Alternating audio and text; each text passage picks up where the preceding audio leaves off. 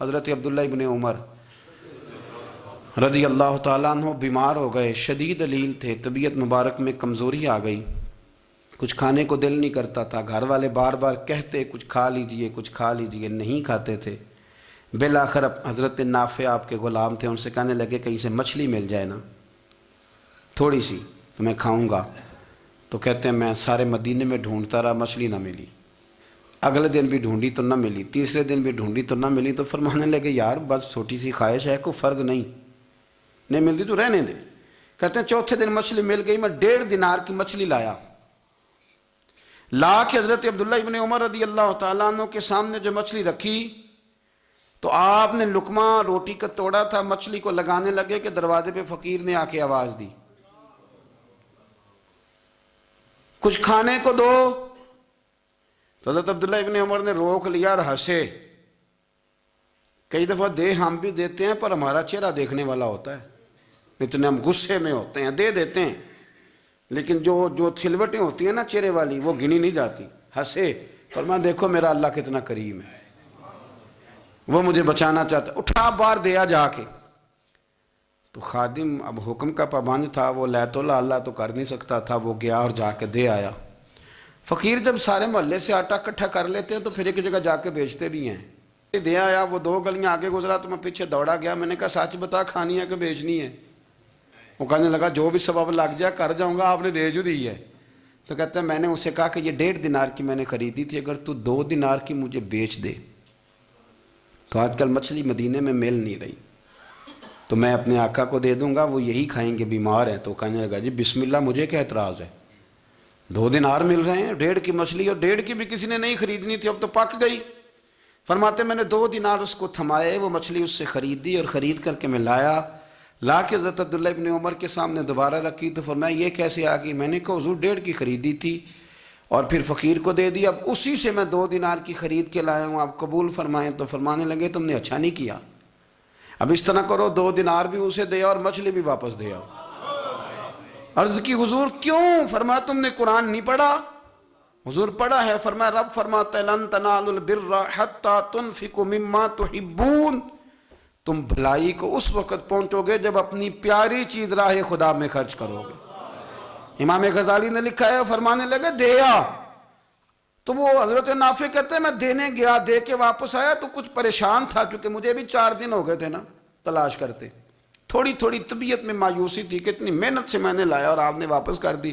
تو حضرت عبداللہ ابن عمر نے مجھے قریب بٹھایا، پھر مجھے تھپکی دی، فرمانے لگے پتر میں نے ویسے بھی کبھی جھوٹ نہیں بولا، اور آج کل تو میں ویسے ہی بیمار ہوں، ٹائم ہی نہیں، وقت ہی نہیں، موقع ہی نہیں جھوٹ بولنے کا، میں تجھے سچ بتاؤں مجھے مچھلی کھا کے اتنا سکون نہیں ہونا تھا جتنی اللہ کے راستے میں خیرات کھا کے مجھے سکون ہوا۔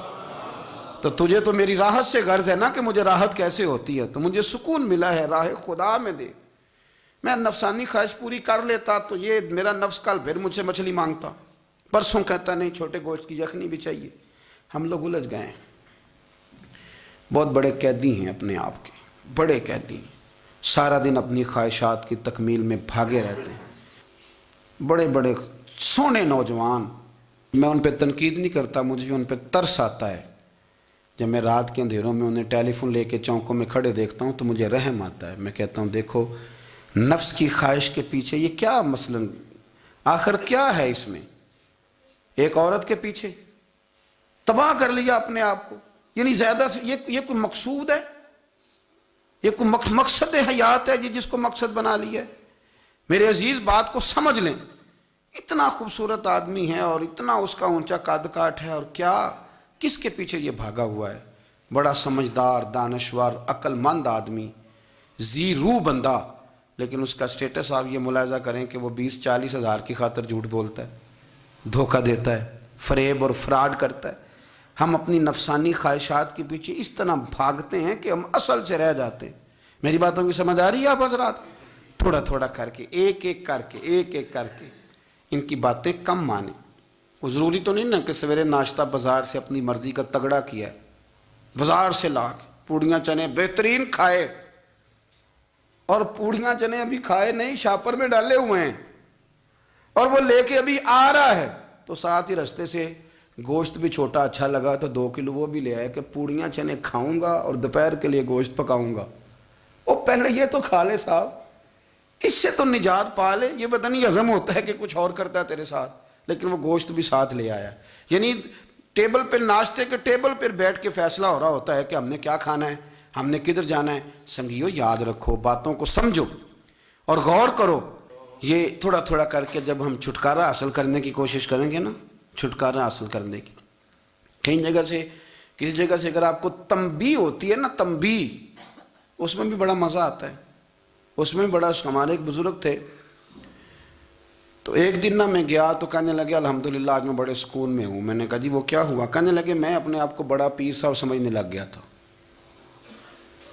تو ایک وابڈا کے کسی آدمی سے کام تھا، تو میرے ایک دوست نے مجھے کہا کہ پیر صاحب اس کو ٹیلی فون کر دیں، سنا ہے آپ کا عقیدت مند ہے۔ میں نے اس بندے کو ٹیلی فون کیا تو کہتا ہے پیر صاحب میں عزت آپ کی بڑی کرتا ہوں پر یہ کام نہیں ہو سکتا۔ کہتے ہیں جب اس نے مجھے کہا نا تو کچھ بھی نہیں، تو مجھے بڑا مزہ آیا ہے، ورنہ میرا تو نفس پھول گیا تھا۔ میں تو سمجھتا تھا کہ جو میں کہتا ہوں ویسے ہی ہو جاتا ہے۔ کہتے اس نے تھوڑا سا نا مجھے لیول میں کیا ہے، مجھے مزہ آیا۔ یہ لوگ نا اپنے اوپر بوجھ ڈالتے تھے، یہ تھوڑا تھوڑا پیچھے ہٹتے تھے، یہ سمجھتے تھے کہ اس طرح تو ہماری تکمیل رہ جائے گی۔ صبح سے شام تک اگر اسی نفس کی باتیں مانتے جائیں گے تو خرابی کرے گا۔ دولت کا نشہ ہے بھائی، دولت کٹھی کرنے والا کسی جگہ سیر نہیں ہوتا، حسن کا نشہ ہے، حسن کا نشہ ہے۔ حضرت ابوبکر شبلی رحمۃ اللہ علیہ فرمایا کرتے تھے جو تیری بیٹی کو خوبصورت سمجھ کے اس کے ساتھ نکاح کرنا چاہے اسے بیٹی نہ دینا۔ حضرت جی کیوں؟ فرمایا حسن تو تھوڑے دن کے بعد ختم ہو جائے گا، پھر وہ اس کی قدر نہیں کرے گا، وہ تو کہیں اور منہ مارتا پھرے گا۔ حضرت ابوبکر شبلی رحمۃ اللہ تعالیٰ علیہ کی بیٹی خوبصورت تھی، ایک نوجوان کہنے لگا میرا نکاح کر دیں۔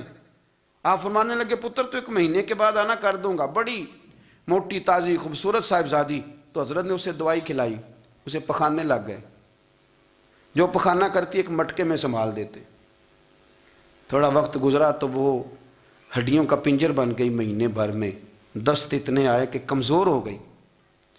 تو ابوبکر شبلی 1 مہینے کے بعد نوجوان کو بلایا، فرمایا ادھر آ تیرا نکاح کروں۔ بچی دکھائی تو وہ کمزور بستر پہ پڑی، فرمایا شادی کر۔ کہنے لگا اس سے نہیں میں نے کرنی۔ فرمایا یہ وہی ہے؟ کہنے لگا جی نہیں۔ فرمایا تو کہتا تھا مجھے عشق ہے، کدھر گیا تیرا عشق؟ کہنے لگا حضرت صاحب آپ کیسی بات کر رہے ہیں؟ فرمایا ادھر آ۔ پھر وہ مٹکا جس میں گند رکھا تھا وہاں لے گئے، فرمانے لگے تیرا اس کے ساتھ عشق تھا، یہ ہے تیرا عشق۔ فرمایا اسے تو میں 4 دن روٹی کھلاؤں گا پھر تندرست ہو جائے گی، لیکن میں دیکھنا چاہتا تھا کہ تو میری بیٹی سے پیار کرتا ہے یا اس کے چہرے پہ آنے والی کچھ وقت کے لیے سرخی سے پیار کرتا ہے، اس لالی سے پیار کرتا ہے جو جوانی کے وقت بچوں اور بچیوں پہ آتی ہے۔ کس چیز کے دل دادا؟ یعنی کیا مطلب؟ نفس کی غلامی، سراسر غلامی، اور پلٹ پلٹ کے اور بڑے بڑے سیانے بندے چھوٹی سی خواہش کے لیے، بڑا سمجھدار آدمی، بڑا سیانا بندہ۔ میں ایک بڑے بزرگ عالم تھے، میں ایک دفعہ ملنے گیا تو پائے پکا رہے تھے، خود پائے پکا رہے تھے، تو وہ بڑے پیار کی بات ہوتی ہے نا جی، تو تامت باندھی ہوئی اور بڑی جناب خستہ حالی، اور وہ پائے پکا رہے ہیں۔ تو میں نے ان سے کہا، میں نے کہا حضرت جی پائے تو کسی اور نے بھی پکا لینے تھے، آپ بخاری لے کے بیٹھتے، چلو میری طرح کا کوئی بندہ آپ سے استفادہ بھی کر لیتا۔ اب پائے آپ لائیں گے، پھر پکائیں گے، پھر آپ کھائیں گے، تو یہ تو 24 گھنٹے آپ کسی کام میں گزر جائیں گے۔ تو یہ ایک چھوٹی سی خواہش کے لیے، میں کسی چیز کو حرام نہیں کہہ رہا، قرآن پاک کی جو آیت پڑھی ہے صرف اس کی تفسیر آپ کے سامنے عرض کر رہا ہوں۔ ہماری خواہشات ماں پالتی ہے، آپ کو نہیں پتہ کتنے دکھ سہتی ہے۔ میں ان ماؤں کو جانتا ہوں جو بیٹے کے حصوں کی مار بھی اس کے ابے سے کھاتی ہیں، مار کھاتی ہیں وہ۔ ایک خاتون ایک کان سے سنتا نہیں، میرے پاس ایک دفعہ آئی، کہنے لگی 60 لگ گئی سی، کوئی دعا کر دیں یا کوئی وظیفہ پر، ڈاکٹر کہتے ہیں ٹھیک نہیں ہو سکتے۔ میں نے کہا باجی صحیح بتاؤ مسئلہ کیا ہے؟ کہنے نہیں کچھ بھی نہیں، مسئلہ کیا ہونا ہے، پتر غلط نکل آیا ہے، اس کا باپ روز مارتا ہے، آج میں آگے گئی ہوں تو اس نے ایک تھپڑ میرے کان پہ مار دیے، تو پردہ پھٹ گیا۔ مائیں مار کھاتی ہیں، لیکن وہ پتر جس کو بڑی محنت سے پالا ہے وہ جوان ہوتا ہے تو اماں سے کہتا ہے تجھے چھوڑ دینا ہے، پر جس لڑکی سے میرا ٹیلی فون پہ رابطہ ہے اسے نہیں میں نے چھوڑنا، وہ نہیں چھوڑ سکتی، ہر شے کچل جاتا ہے وہ۔ اماں کبھی لیٹ کے رات کو سوچتی ہے کہ یہ تو میری کل کمائی تھی، میں تو آج بھی اس کے حصے کے تھپڑ اپنی گالوں پہ برداشت کر رہی ہوں، تو یہ کدھر گیا؟ اردشیر نام کا بادشاہ تھا، حضرت محدث ابن الجوزی آج سے کچھ 700 سال پہلے لکھتے ہیں۔ اردشیر بادشاہ بڑا خوبصورت تھا، جوان تھا، بڑا عقل مند تھا۔ اس نے اس طرح کی قریب قریب کی ساری ریاستوں پہ قبضہ کر لیا۔ بڑا عقل مند زیرک تھا، قبضہ ہو گیا۔ ایک بادشاہ بڑا سخت تھا، اس کے ساتھ جب پنجہ آزمائی ہوئی تو اردشیر کہتا ہے اس پہ میرا قبضہ نہیں ہو رہا تھا، اور جب ہم نے ساری ریاستوں نے مل کے اس پر حملہ کیا تو ایک قلعے کے اندر قلعہ بند ہو گیا۔ اردشیر بڑا خوبصورت آدمی تھا، بڑا سمجھدار تھا، تو وہ بادشاہ قلعہ بند ہو گیا، اس نے کہا نکلنا ہی نہیں۔ اب وہ اندر بند ہے، یک بارگی حملہ کیا تو وہ بڑا بڑا قلعہ تھا اس میں بند ہو گیا۔ اس بادشاہ کی نا جس پر حملہ کیا، اس کی بیٹی اچانک ایک دن قلعے کی دیوار پہ چڑھی تو اردشیر کے حسن و جمال کو دیکھا تو عاشق ہو گئی،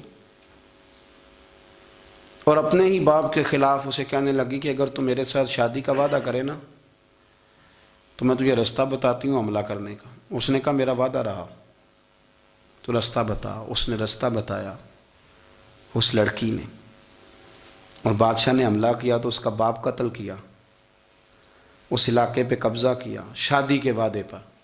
ہاں نفسانی خواہش بندے کو اندھا کر دیتی، نہیں سمجھ آتی اس کو میں کدھر جانا ہے، اندھا کر دیتی۔ حملہ کیا، اور جب اس لڑکی کو لے کے آیا نا اپنے محل میں، تو پہلے دن شادی کی پہلی رات تھی، تو بستر بچھایا کنیز نے، تو وہ کبھی کروٹ ادھر بدلتی کبھی ادھر بدلتی، تو بادشاہ کہنے لگا کیا ہے؟ کہنے لگی بستر میں کچھ ہے، مجھے تکلیف دے رہی۔ اس نے چراغ جلائے اور جب بستر اٹھایا تو ایک اتنا سا دھاگا نکلا۔